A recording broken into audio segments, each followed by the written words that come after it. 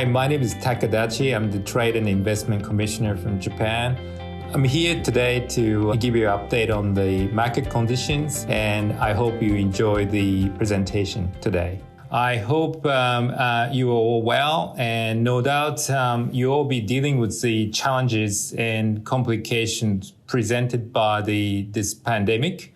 I want to reassure you that despite these uncertain times, that the TIQ Japan office are excited to bring you new export and investment opportunities in this new normal environment. So first, I'd like to talk about the pandemic situation and how the Japanese government responded to this crisis. In February, we saw the first wave of the pandemic to come to Japan, and the number of cases has picked up. And in late March, as you may all know, that the IOC and the Japanese government announced that the Tokyo Olympic 2020 will be postponed until 2021. The government has stopped the borders for international travel. On the 8th of April, the Japanese government has announced a state of emergency to keep people to stay home and also promote teleworking. On the 25th of May, however, the number of cases by then has started to decrease substantially. The Japanese government has lifted the state of emergency around Japan. And from the 1st of June, the schools in Tokyo and many places, in many other prefectures have been reopened. So we are slowly going back to work, but very cautiously. And in the meantime, the Japanese government has announced a number of financial packages to assist household and small companies from seeing the impact of the crisis.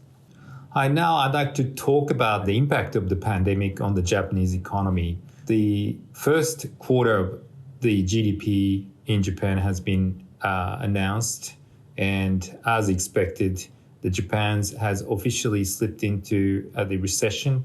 In the March quarter, annualized growth has decreased by more than 3%.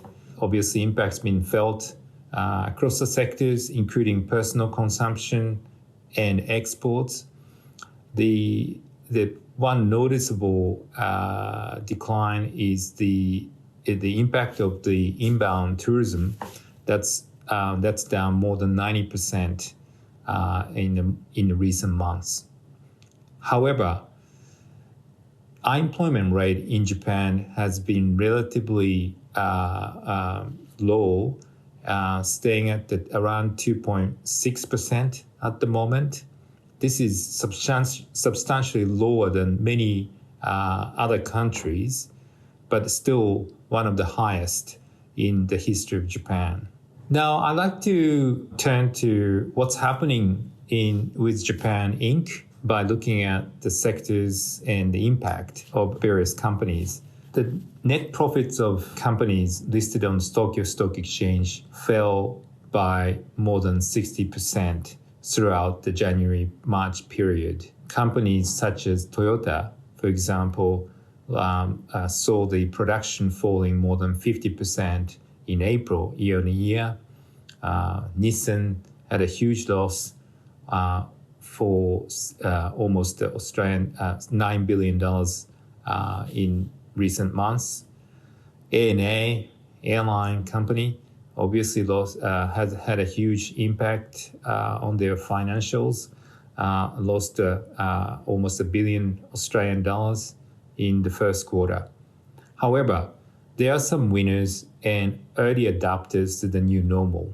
A company like Nintendo has seen their profit soared by more than 200% due to increased demand of the Switch games console. So everybody's staying home to play games and do some exercise. And then other blue chip Japanese companies like Sony, Sharp, and NEC, and those companies are moving into PPE or health sector by quickly adopting the new technologies to apply to their manufacturing base. E-commerce companies such as Yahoo Japan has been seeing the revenue exceeding their record level. Lastly, I'd like to talk a little bit about Japan Inc.'s current cash reserve situation. According to Bloomberg, the listed companies in Japan, meaning the large Japanese companies, have held a total of 506 trillion yen, or almost 7 trillion Australian dollars in cash at the end of 2019. This large amount of cash reserves have been sitting in the Japanese bank. I mean, is that a wasted opportunity or a buffer against hard times? I think in the hindsight, the Japanese corporate have been well positioned to weather out this pandemic with very high cash position on their balance sheet compared to many of their competitors around the world. So on that note, Japan is well prepared to look at new opportunities in export and investment. And now I'd like to introduce my team and to talk about some of our priority sectors one by one. First, I'd like to introduce Daiji Takashima, our BDM for food and agriculture sector. Hi, my name is Daiji Takashima from Trade and Investment Queensland Tokyo office. I look after food and agribusiness, and today I'm presenting food and agribusiness during and post COVID-19. Firstly, what sectors within food and agribusiness has been affected most? Well, firstly, hotels. As you may know, 2020 Tokyo Olympics has been postponed and all the international tourists has been unable to come to Japan due to closure of the border. Hotel occupancy is now below 20% of most of the Japan. Restaurants and food services. For the major restaurant chains, reportedly 50% or more revenue decreased due to the government's stay-home campaign. Many restaurants have began shortening their hours or closed operations. Most of weddings and corporate functions and parties are cancelled. However, 10% rise in revenue for the fast food market, including pizza delivery and takeaway businesses. For the retail sectors, this is similar to Australia. Well, retail sectors have increased due to the Japanese government request for people to stay home. Supermarket sales at some stores were so high that workers were allegedly having difficulty restocking goods because of time constraints or lack of stock. For the convenience store, it declined overall. However, increased sales of food items including bread, lunch boxes, ready-made food, frozen food, and sweets rose by 3.8% compared to last year. So what's affected more on the Japanese market? Well, there's been oversupply of Wagyu beef, premium seafood, and premium fruits. So the Wagyu beef and the premium seafood usually goes to the 5-star hotels and 5-star restaurants. However, most of the hotels and restaurants were closed. So there was being oversupply of premium fruits, which is no face-to-face meeting amongst people. So there was no gift giving. And all this premium stuff is actually going into the supermarkets.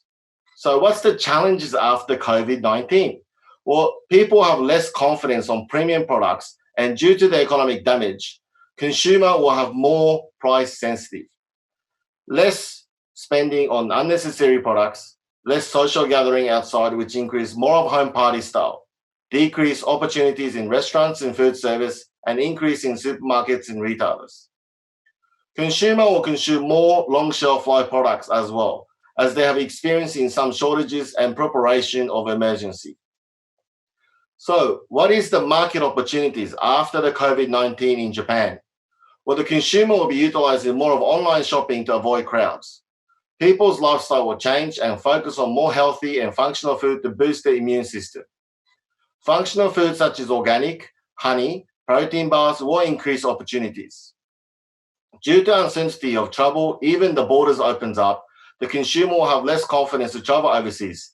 Therefore, they might like to consume international cuisines and confectionery products at home. However, beef continued to grow both retail and food service sectors, particularly in red meat. Nuts and dried fruits, convenience and healthy value-added food and beverages, fruit and vegetables, and natural organic products will have an opportunities. Finally, how could TIQ Japan assist Queensland exporters during and after the COVID-19, especially there's a travel restrictions? We are still working from home, so we can communicate online, such as video call or phone call, to provide initial consultations. If you are sending some samples, we can provide some product feedbacks by the Japanese importers. We can also provide market advice or update anytime. And if you're an exporter, we will continue to facilitate current deals and issues. Finally, we'll provide any opportunities or events or promotions. Now hand you back to Tak. Thank you, Daiji, for your informative presentation. Now I'd like to turn to Melissa Inoka, our Director for Investment, to talk about resources sector and innovation sector. Thank you. My name is Melissa Inoka, and I am the Director of Investment here at TIQ Japan's office. I'm here today to share with you an update on Japan's resources and energy sector post-COVID-19. Japan is a net importer of energy and has traditionally been a major market for Queensland's natural resources, in particular coal and LNG. Japan has relied on a baseload of fossil fuels and nuclear energy in the past, but events such as the Great East Japan earthquake of 2011 and more recent global environmental changes have driven a focus on energy resources that meet the Japanese government's 3E+S guidelines. These are resources that meet and increase Japan's energy security, have economic efficiency, and also have a low impact on the environment, and finally have a focus on safety. This has led to an increasing demand for renewable energy and a more broad focus on sustainability. The impact of COVID-19 has meant a decrease in demand for energy in Japan, but as you can see in the below diagram, coal and LNG are expected to make up approximately 30 to 40% of Japan's energy mix into the mid-long-term future. In relation to renewable energy, Queensland has a large abundance of renewable energy assets, and there is potential for these assets to be leveraged to provide new future energy resources for Japan. We're currently working with our clients here in market in areas such as green ammonia, green hydrogen, and biomass. There's growing demand from the Japanese market for these kind of resources, and we are confident that Queensland can play a part in Japan's energy future. With expected growth of electric vehicles and batteries, Japanese companies are seeking a stable supply of these critical minerals, and Queensland is home to many of these minerals as well. The Japanese government has recently released a new global strategy for these minerals and is keen to help Japanese companies secure a stable supply of these minerals into the future.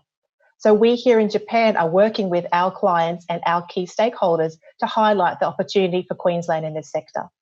Japanese companies are key to secure not only offtake and supply of these kind of materials, but also keen to invest and work with strong local partners to develop projects. So how can TIQ Japan help you? As I mentioned, we have strong relationships with key stakeholders here in Japan, and we provide a key assistance to our Queensland stakeholders by facilitating introductions, securing meeting opportunities, and speaking events at key market events. In this COVID-19 period, we are continuing to provide business matching and online meetings for our clients, and we also are continuing to see an interest from our Japanese clients in finding new opportunities in these sectors. We look forward to working with our Queensland clients to help promote Queensland further and continue our mutually beneficial relationship with Japan into the future. Japanese companies have traditionally conducted their research and development in-house, but with the growth of innovation and the high pace of globalization, prior to COVID-19, many major companies had established innovation departments and venture capital arms. These were used to invest in innovative technologies, and this open innovation has enabled companies to work with startups, both domestic and overseas, to solve issues and embed technologies to increase their corporate efficiencies. COVID-19 has highlighted some issues that have existed in some sectors in Japan, and as such has further driven demand for these kind of innovative technologies and digital transformation. Japan has looked to Silicon Valley and Israel in the past to find innovative technologies, but now more and more companies are proactively looking for new sources of technologies, which is why here in Japan, we're working with major companies to highlight Queensland as a state of innovation. There's a growing number of accelerator programs in Japan now that are open to overseas companies, and as such, opportunities exist for Queensland companies to participate in these programs here in Japan. As was the case prior to COVID-19, Japanese companies are open to investing in companies overseas, but where previously companies had a broad remit for investment, the impact of COVID has meant they've had to narrow their focus and are now looking at companies and investments more suited to their direct core business area. Partnering with a Japanese company will not only provide potential investment, but also provide a potential link to their global supply chain and customer base. Japanese companies are looking to leverage open innovation to provide their customers with innovative solutions and increasing their efficiencies. Traditionally conservative investors, Japanese companies can be more comfortable investing in startups that are at later stage or closer to commercialization. So how can we help you?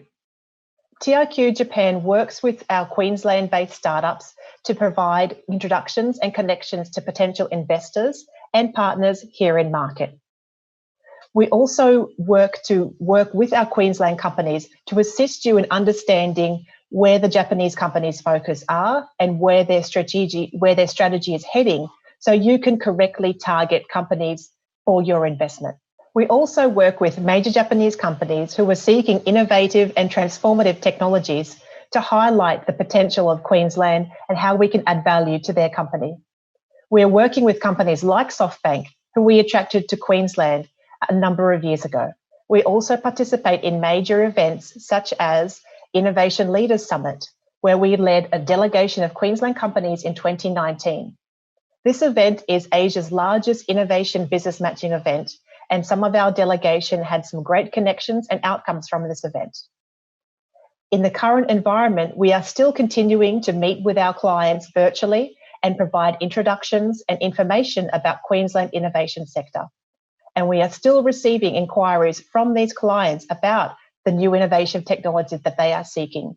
So we really see this sector as somewhere where Queensland can further grow, and we look forward to working with our Queensland companies to help you go global in Japan. That's all from me about the innovation sector. Back to you, Tak. Thank you, Melissa, for your presentation. Now I'd like to turn to Iori Forsyth, our BDM for education and training sector. Thank you, Tak, for the introduction. My name is Iori Forsyth. I'm the Business Development Manager for Education here at Trade and Investment Queensland Japan office. Today, I will be sharing with you an update on the education sector in Japan during and post-COVID-19.